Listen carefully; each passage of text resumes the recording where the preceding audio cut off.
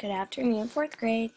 Today we are going to continue reading in the Red Pyramid, Chapter 3, in your small groups with me. We're going to go over the discussion questions from yesterday about the Hall of Ages. But today on Educated, you are going to read the story of Ysir. So before we get started reading about Ysir or Osiris, I want you to complete this quick write. Says, how do Carter and Sadie react to the journey through the Hall of Ages? So look through your Red Pyramid book, look at the places that you flagged. What are the things that they're thinking or doing or saying as they're walking through the Hall of Ages? Press pause to write down your answer and play when you're ready for the focus question. We want to know, what new information do we gain from reading Ysir's side of the story? So we've heard Set's side of the story. We know why Set put Ysir in the box and why he floated him down the Nile River.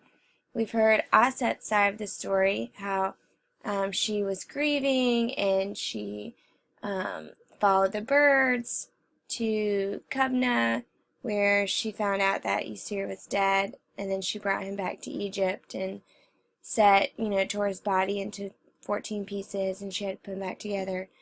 So we know her side of the story, we know Set's side of the story. We haven't heard from Ysir and about how he responded to being put in the box by Set. So that's what we're going to learn today. Before we get started, we're going to think about some vocabulary words.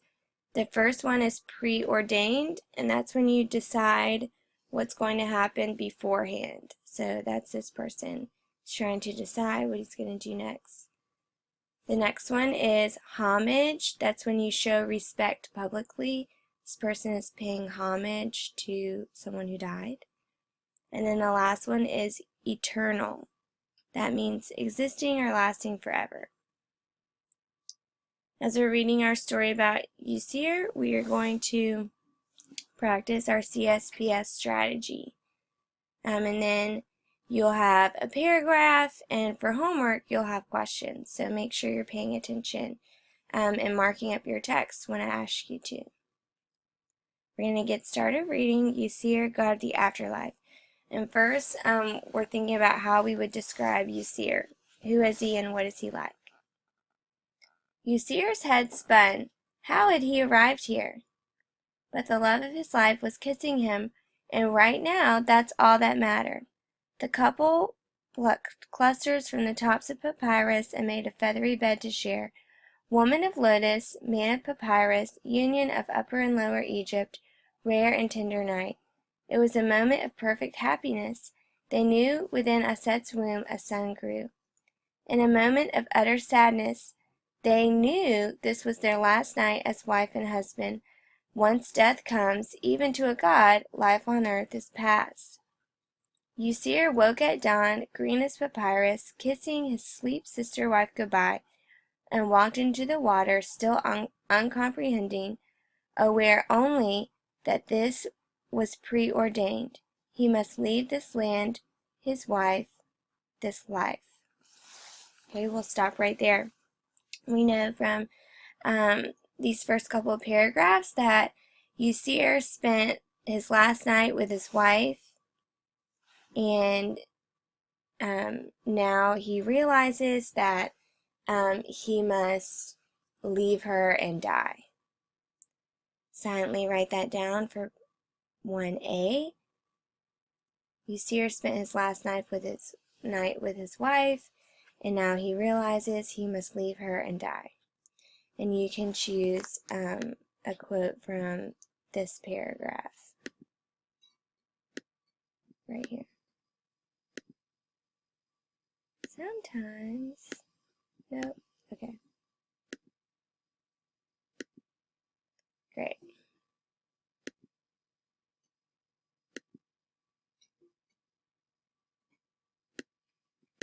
Nope.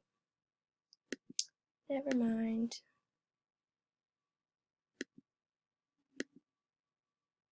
Okay.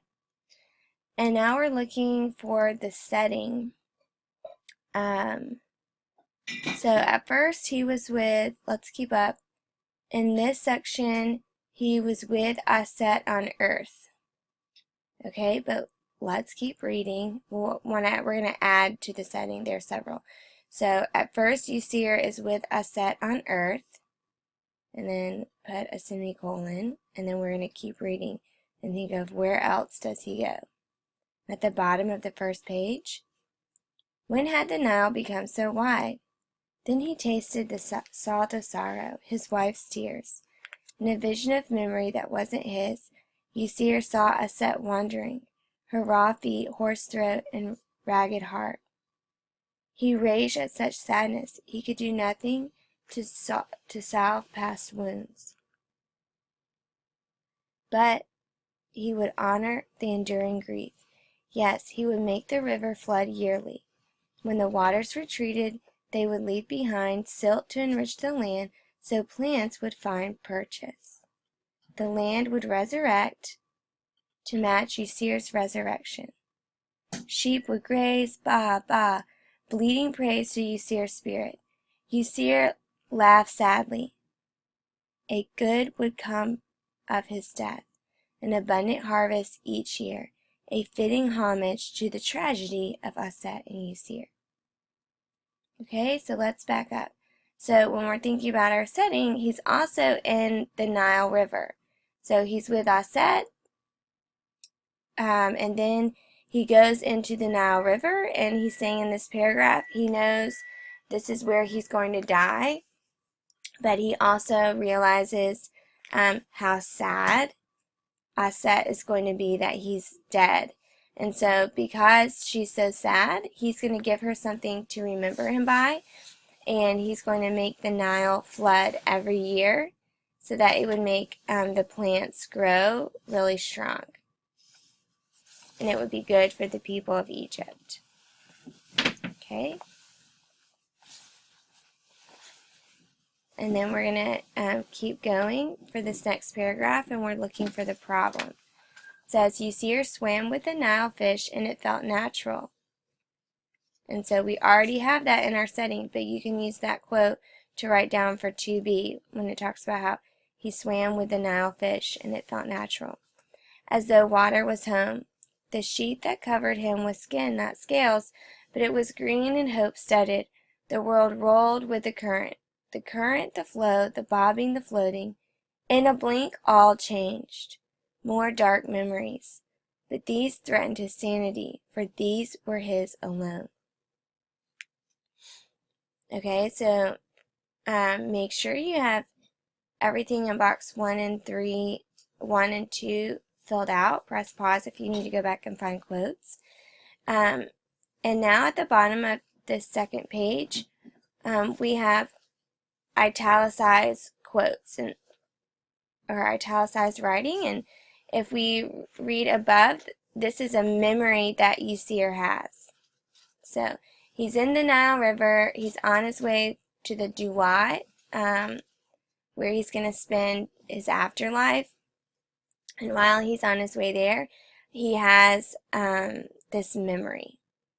Okay, first he decides, what he's going to do for Aset now that he's dead. And then he has another memory. And remember, we're looking out for the problem. Okay, this is a problem that he's remembering.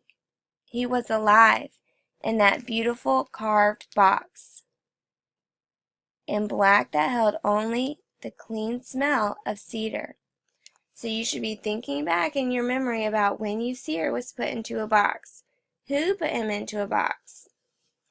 Once he was in the box, where did Set throw him? Into the Nile River. So he's remembering the last time he was in the Nile River. Okay, and he's alive, trapped inside this box.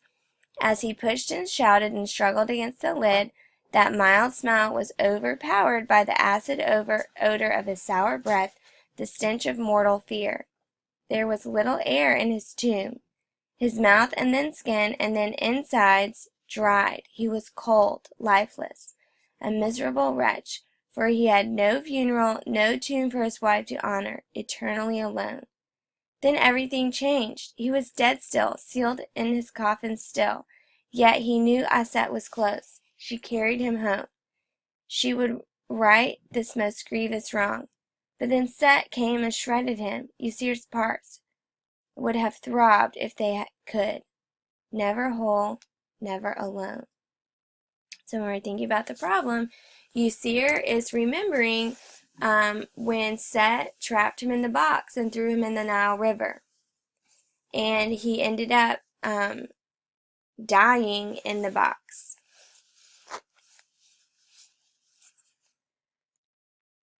And you could choose the quote that says, his mouth and then skin and then insides dried. He was cold, lifeless. Press pause to write down your answer for box 3 and then 4 when you're ready for the solution. We're on the last page. Until Aset made him whole. How had she done it? Yusir didn't know, but he knew their love had transformed her. She became the sweet wind that refreshes. True love could do that. And so that's our solution. Aset, excuse me.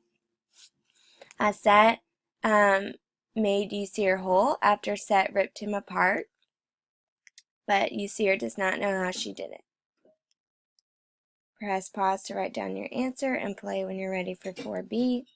And you can choose this line from the top paragraph for your quote for 4B. Press pause to write down your answer and play when you're ready to keep going.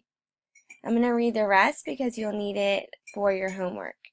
It says, Yusir hadn't realized that Set despised him until the moment before the lid fell, when he saw Set's face twisted with envy, jealousy, naked need.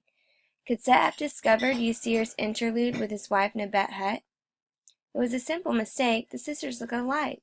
Nebet-Het was the silent shade cast by her sister, a faint replica, and it was only once, such a high price to pay for an accident. So Yusir thinks Set might be mad at him in this paragraph because he accidentally had an affair with Nebet-Het, Set's sister wife, because Yusir thought she looked a lot like Aset. Let's keep going. Well, the price was now paid in full. Yusir's fresh green skin slawed away in the waters, a poignant kiss goodbye.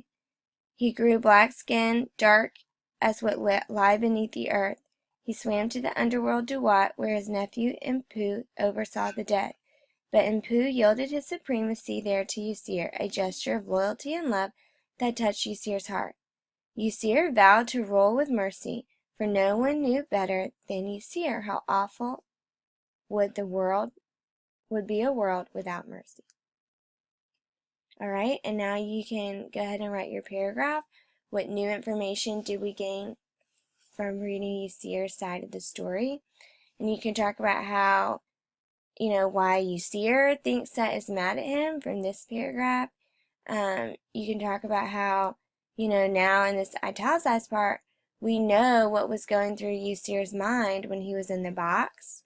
And you can also talk about, why the Nile floods every year. And we learned it was because, Yusir was trying to pay homage to Aset in their love.